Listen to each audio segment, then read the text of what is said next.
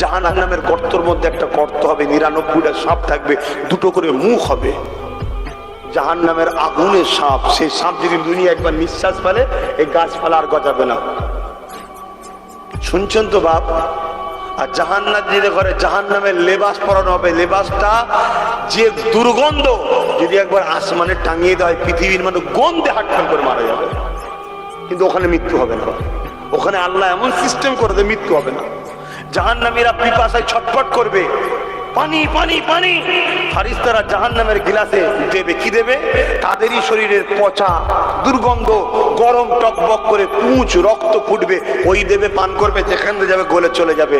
সেদিন বুঝতে পারবে নবীকে বড় ভাই বলা, সেদিন বুঝতে পারবে নবীকে আমাদের মতো মানুষ বলা। সেদিন তখন আফসোস করবে, হাই রে হাই রে হাই রে, কেন মোহাম্মদের কথা মানলাম না, কেন মোহাম্মদকে ভালোবাসলাম না, কেন মোহাম্মদকে পিয়ার করলাম না। জান্নাতেও নবীর গুণগান হবে আর জাহান্নামের নাচারেও নবী নবী করা হবে। আপনাদের ঘরে বলি, প্রেম করুন নবীকে, প্রেম করুন নবীকে, প্রেম করুন নবীকে।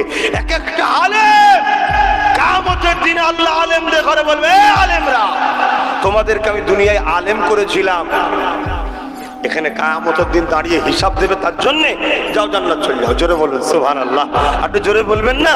আলেমরা জান্নাত যাবে, আপনারা অখুশি নাকি?